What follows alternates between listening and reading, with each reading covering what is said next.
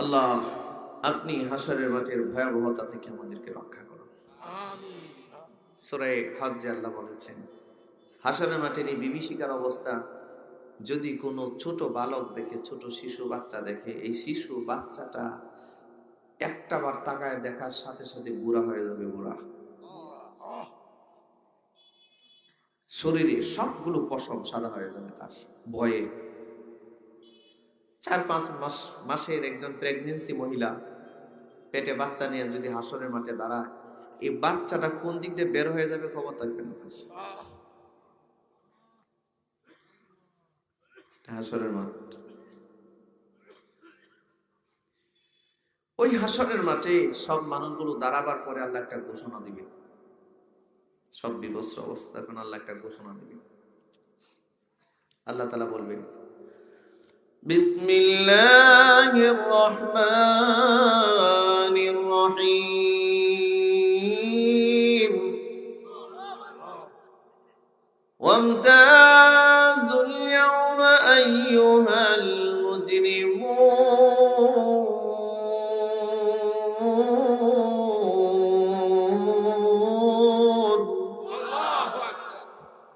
আল্লাহ রাব্বুল আলামিন ডাক দিয়া বলবেন, হে হাসরের মাঠের মানুষেরা, আমার নেককার বান্দাদের থেকে পাপী যারা আছো তোমরা পৃথক হয়ে যাও। দুনিয়ার জমিনে একটা সমাজের ভিতরে নামাজি বেনামাজি একসাথে বসবাস করে। দুনিয়াতে একটা সমাজের ভিতরে মদখোর, গাঁজাখোর, ইয়াবাখোর, আবার তাহাজ্জুদ গুজারি একই সমাজে বাস করে। কিন্তু হাসরের মাঠে আল্লাহ ঘোষণা দিয়ে বলবেন, এটা দুনিয়া নয় বান্দা, এটা হাসরের ময়দান, এটা বিচারের মাঠ। এখানে নেককার আর বদকার একসাথে দাঁড়াবে না। আমার নেককারদের থেকে পৃথক হয়ে যাও, পৃথক হয়ে যাও।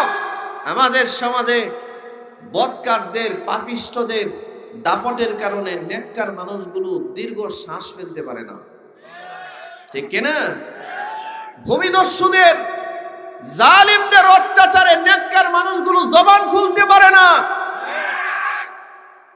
অত্যাচারী জালিম কয়েকটা গুণের, কয়েকটা গুণ, খুন, হত্যাকারী হিসাবে পরিচিত এবং একজন চিহ্নিত খুনি।